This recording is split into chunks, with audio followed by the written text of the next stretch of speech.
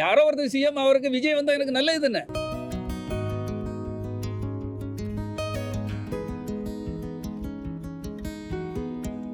வணக்கம். நம்ம பிறந்தோம் வளர்ந்தோம் அவர் சொன்ன மாதிரி ஏதோ வாழ்க்கையில் நம்ம வந்தோம் அதோடு போயிட்டோன்னு இருந்துடக்கூடாது. என்ன தான் பல சவால்கள், பிரச்சனைகள், தோல்விகள், அசிங்கங்கள், அவமானங்கள் எல்லாம் பட்டு தான் இந்த பிடி செல்வகுமார் உங்களில் ஒரு ஆள் தான். நானும் பத்திரிக்கையாளராக, ஒரு பிஆர்ஓ, எல்லாருக்கும் தெரியும். இப்போ என்ன, நானும் ஒரு சாதாரண ஒரு விஷயங்கள் எல்லாருக்கும் ஏற்றத்தாழ்வு வரும்போது நான் முடங்கி விடவில்லை. ஏதாவது இந்த சமூகத்துக்கு அதாவது சீருள்ள பயன்களை செய்ய வேண்டும் என்பதற்காக தான் எல்லாத்தையும் நான் இப்போ சொல்லிகிட்டு இருக்க விரும்பவில்லை. உங்களுக்கே தெரியும், கொரோனா காலகட்டத்தில் அந்த வருடம் முழுக்க ஒர்க் பண்ணி அந்த வருடம் முழுக்க அந்த மக்களுக்காக உதவி செய்ததுக்காக நமக்கு மனிதநேய செம்மல் விருது அப்போ எடப்பாடி அவர்களுடைய ஆட்சி சமயத்தில் நமக்கு தந்தாங்க.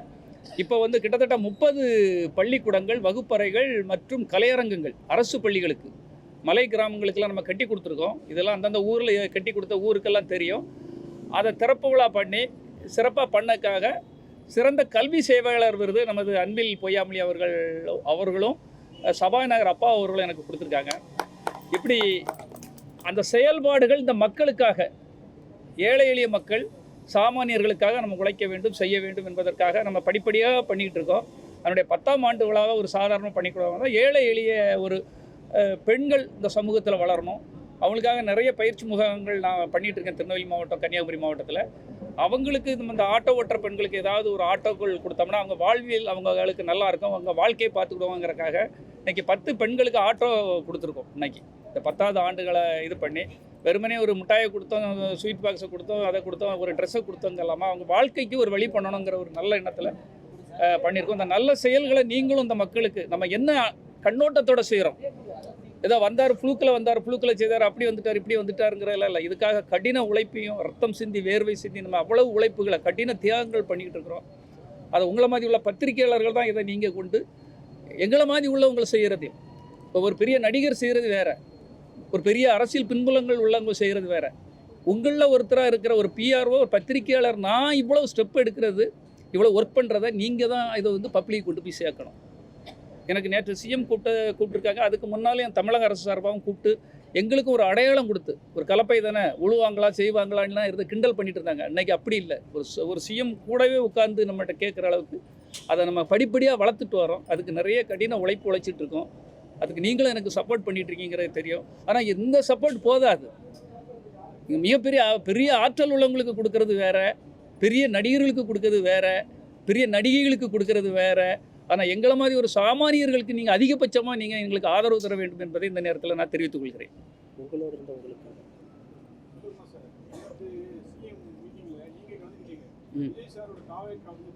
இந்த பதிகளை போனதோட இதே மாதிரி தான் எனக்கு அவருக்கு ஒரு எதிரி மாதிரி ஆக்கி கடைசியில் பார்த்தீங்களா.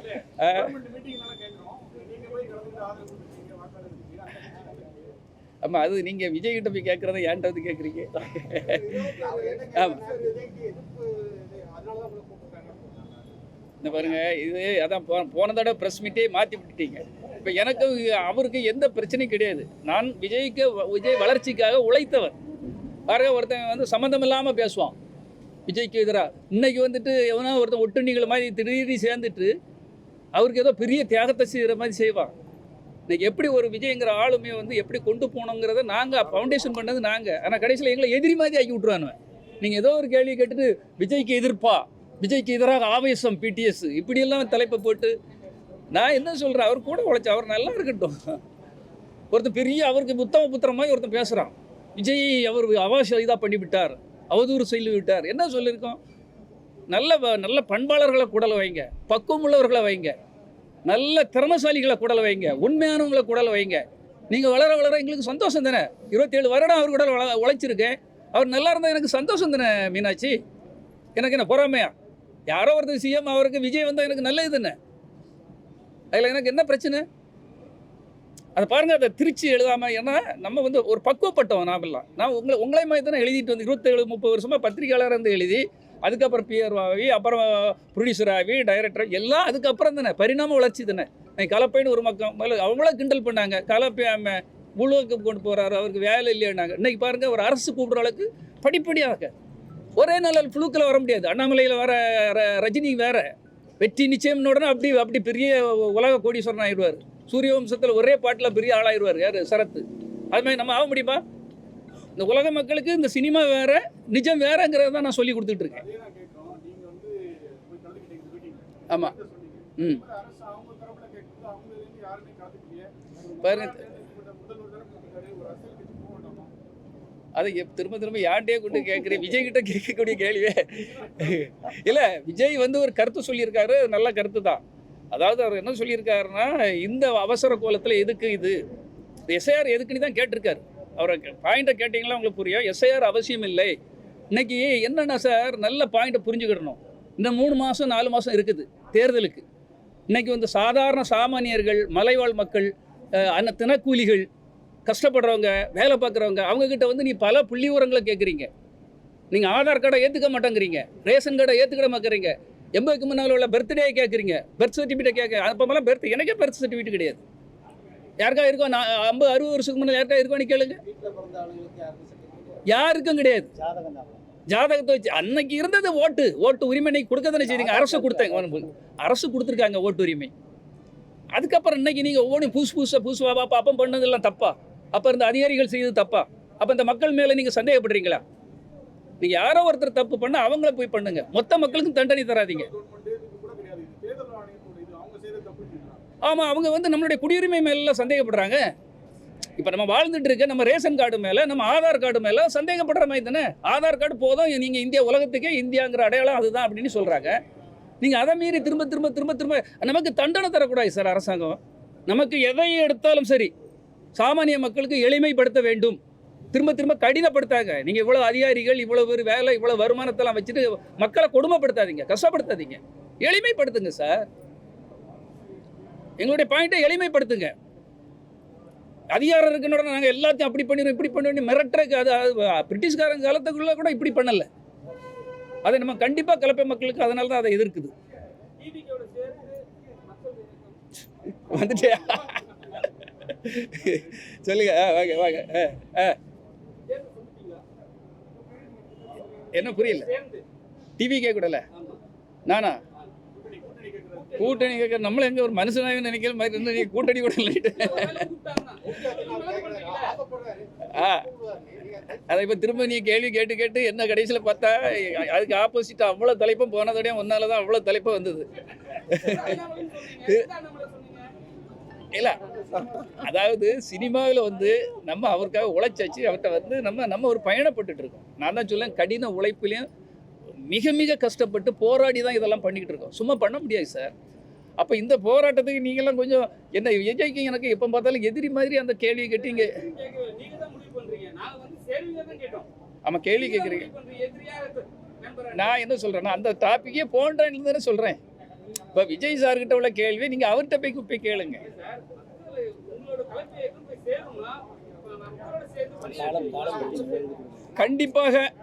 கண்டிப்பாக காலங்கள் நமக்கு தீர்மானித்தால், நம்மளை ஒரு மதித்து நம்மளுடைய உழைப்பையும் மதித்து யார் கூப்பிட்டாலும் சரி, நிச்சயமாக மக்களுக்காக உழைக்க வேண்டும் என்ற எனக்கு ஆர்வம் இருக்கிறது.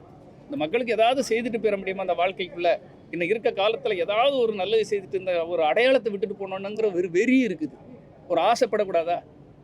நான் ஒரு சாமானியன் ஆசைப்படுறேன், ஏதாவது பண்ணிட முடியுமா அப்படின்ட்டு. இன்றைக்கி ஒரு பொம்பளை எழுதியிருக்கு ஒரு கட்டுரையில், தினமணியில், அங்கே நாகர்கோயிலில். அதாவது தமிழ்நாட்டில் வந்து குமரி மாவட்டத்தில் பார்த்தேன், தமிழ்நாடு முழுக்க பார்த்தேன், இந்தியா முழுக்க ஒருத்தர் நான் இப்படி ஒரு இத்தனை கட்டடங்கள் கட்டி கொடுத்துருக்காங்கன்னா யாரும் இல்லை, பிடி சுரேஷ்குமார் மட்டும்தான் அதை பண்ணியிருக்காரு. நான் எல்லா கூகுள்லையும் செக் பண்ணி தான் எழுதுறேன் அப்படின்னு ஒரு பத்திரிகையில் போடுறாங்க. அந்தளவுக்கு நான் கடினமாக அதை அணுவணுமாக பார்த்து செய்துட்ருக்கேன். நீங்கள் என்னுடைய உழைப்பை பார்த்து அந்த உழைப்பை கொண்டு சேர்க்கறதுக்கு எனக்கு ஹெல்ப் பண்ணுங்கள். நான் எந்த தவறுகளும் பண்ண மாட்டேன், தப்பும் பண்ண மாட்டேன். தப்பு பண்ணாலும் அவங்க கூட சேர மாட்டேன். அந்த காலத்துலேருந்து என் கூட தெரியும், பழனிக்குமார் முதல் எல்லாரும் என்னை பார்த்துட்டு தான் இருக்கிறாங்க. சும்மா அவ்வளோ ஈஸியாட்டில் எல்லாரையும் விட்டுற மாட்டாங்க. அதனால் நல்லவங்க என்ன கூப்பிடும்போது, இப்போது எதுக்காக அதை நான் விளக்க சொன்னோம்னா, இப்போ நம்ம ஊரில் ஓட்டு உள்ளவங்கெல்லாம் வெளியூரில், பீகாரில் வேலை பார்ப்பாங்க, குஜராத்தில், யூபியில், டெல்லியில் எல்லா இடத்துலையும் வேலை பார்ப்பாங்க. நீ அதை கொண்டு வா, இதை கொண்டு வா, அந்த சர்டிஃபிகேட்டை கொண்டு வாங்கன்னா அவங்க வரமாட்டாங்க. அவனே தினக்கூலி, ஒரு ட்ரெயின் டிக்கெட் போட முடியாது. அப்போ கிட்டத்தட்ட அங்கே 65 லட்சம் ஓட்டு போன மாதிரி இங்கே 1 கோடி ஓட்டு போயிடும். ஆனால் 4 மாதம் தான் இருக்குது. அப்போ இவ்வளோ பதட்டம், இவ்வளவு ஒரு அவசரம், இவ்வளோ ஒரு சிக்கல்கள் எதுக்கு அப்படிங்கிறது தான்.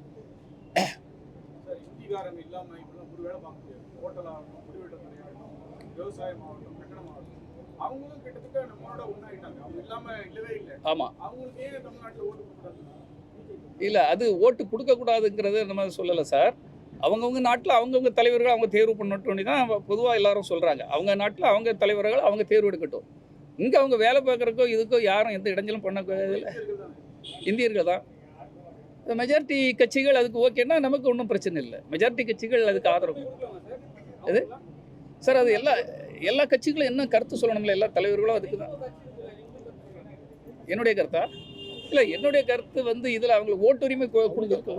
ஓட்டுரிமை இப்போ இருக்குது, தமிழ்நாட்டில் இருக்குது. இப்போ நீங்கள் புது ஆமாம்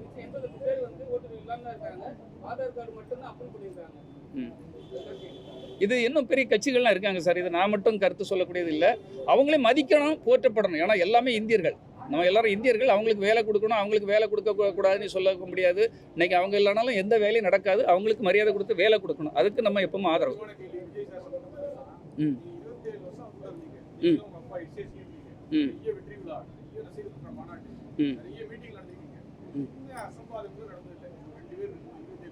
ம்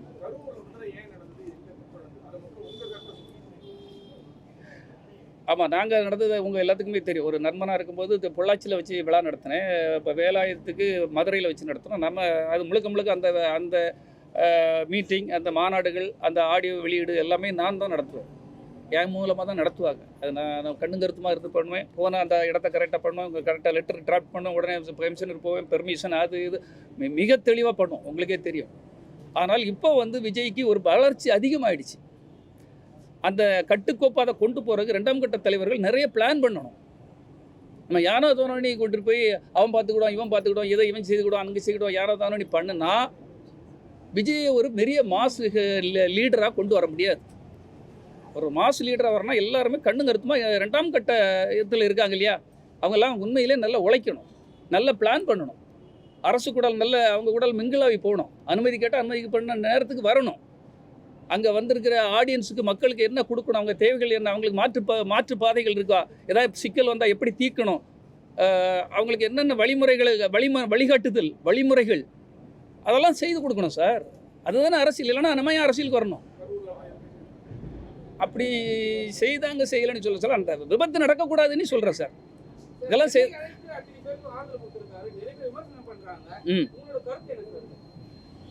விஜய்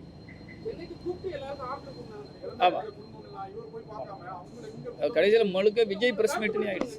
இந்த கலப்பை இயக்கத்தின் 10வது ஆண்டு விழா, அதை பற்றி இதுக்கே கலப்பையுடைய 10 ஆண்டு விழானே ஒரு ஆட்டோ கொடுத்து விஜய் இல்லல, விஜய் பத்தி தானே கேட்போம். விஜய் இல்லல, ஆமா, அப்ப நான் விஜய் பத்தி தானே கேட்போம். அதான் இப்போ கூப்பிட்டு வச்சு அவங்களுக்கு ஆறுதல் சொன்னதெல்லாம் நம்ம எந்த தவறுதான நல்ல விஷயம் தான். அவங்களுக்கு சார், அவங்களுக்கு அவர் அங்கே போனால் சிக்கல் ஆகணும்னு நினச்சி அவர் கூப்பிட்டு வச்சு பண்ணியிருக்கிறார். அங்கே போனால் அங்கே இன்னும் திரும்ப அசம்பாவிதம் நடக்கும், ஏதாவது சிக்கல் வரும், பிரச்சனை வரும், ஏதோ அவருக்கு பர்சனலாக அது தோணிச்சு அவர் கூப்பிட்டுருக்காரு, உதவி பண்ணியிருக்காரு. வருங்காலத்தில் வந்து அவர் இன்னும் மக்களோட மக்களாக போகணும். இனி நாங்கள் சொல்கிறது அவர் மக்களோட மக்களாக போகணும். ஏதாவது சிக்கல் நான் தனியாக போய் பழக்கப்பட்டுனாலும் பழக்கமாகிடும். அதுக்கு தகுந்த நடவடிக்கைகள் பாதுகாப்புகள்லாம் கரெக்ட் பண்ணிவிட்டு தனியாக கூட போகலாம், ஒன்றும் தப்பு இல்லை. அது வருங்காலத்தில் மக்களோட மக்களாக போனால் தான் ஒரு மக்கள் தலைவராக முடியும். யார் நம்ம நீங்களே சொல்லிக்கிட்டு இருக்கீங்க, நம்ம அவரே எல்லாம் சொல்லிட்டு இருக்கு. மோகனே ரெடி, யாரோ முட்டுக்கட்டை போடுறாங்கன்னே அவரே பதில் சொல்லிட்டு இருக்காரு. ஆமா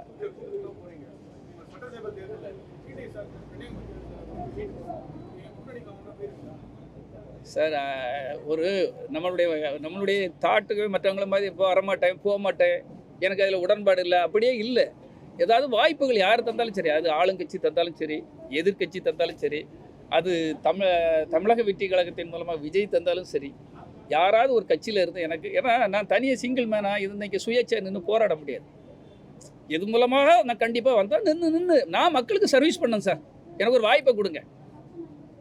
எனக்கு பெரிய கட்சியோ பாரம்பரியமான கொடியோ அதுவுமே கிடையாது, சின்னமோ கிடையாது நம்மகிட்ட. அதுக்கு தானே ஓட்டு போடுறாங்க. இப்போ மக்கள் வந்து ஒரு தனி சுயேட்சை சின்னத்துக்கு ஓட்டு போட மாட்டாங்க இல்லையா, அதுதான் பிரச்சனை. இப்போ எனக்கு நல்ல செல்வாக்கு இருக்குது, இருந்தாலும் அந்த ஃபைட் கொடுக்க முடியாது.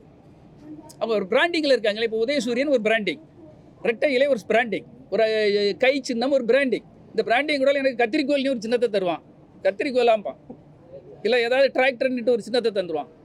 நான் எப்படி வின் பண்ண முடியும்? எனக்கு வெற்றி பெறக்கு ஒரு வாய்ப்பை கொடுத்தா தான் நான் இந்த மக்களுக்கு எனக்கு அதிகாரம் இருந்தால்தான் மக்களுக்கு ஏதாவது நான் செய்ய முடியும். அதில் தெளிவாக இருக்கிறேன்.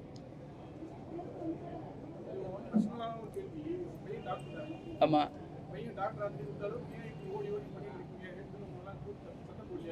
இப்போ கடைசியில் வந்து கேட்குறீங்க. அதாவது எனக்கு உடல் ரீதியாக மன ரீதியாக இந்த இது ஒரு சின்ன ஆப்ரேஷன் நடந்தது. இங்கே வர வேண்டிய அவசியம் கூட கிடையாது. இது அனைத்து கட்சி கூட்டம்னா என் பொண்டாட்டி பிள்ளைகள் எல்லாம் சொல்லதெல்லாம் கேட்காம தான் நான் வந்துட்டேன். எனக்கு உழைப்புனா உயிர் சார். கடவுள் நம்மளை காப்பாற்றுவார். நல்ல ஆப்ரேஷன்லேருந்து மீண்டு வந்துட்டேன். எல்லா பத்திரிகையாளர்கள் நண்பர்கள் எல்லாருமே எனக்காக வேண்டியிருக்காங்க. கோயிலெல்லாம் கூட பல கோயில்கள் எல்லாம் வேண்டுதல் பண்ணியிருக்காங்க. அத்தனை பேருக்கும் இந்த நேரத்தில் உண்மையிலே மனசார இவ்வளவுகளை நான் சம்பாத்தியம் பண்ணி வச்சுருக்கேன். அவ்வளோத்துக்கு நான் நன்றி தான் சொல்லணும். என்னை மீண்டும் ஒரு நான் வந்து என்னை இழந்த பிறகு மீண்டும் நான் உயிர் பெற்று வந்திருக்கிறேன். நிச்சயமாக உங்களோடு சேர்த்து உங்கள் பத்திரிகையாளரில் ஒருத்தர் வின் பண்ணியிருக்காருன்னு வரணுங்க. அதுக்கு நீங்கள் எனக்கு சப்போர்ட் பண்ணணும், அவ்வளோதான்.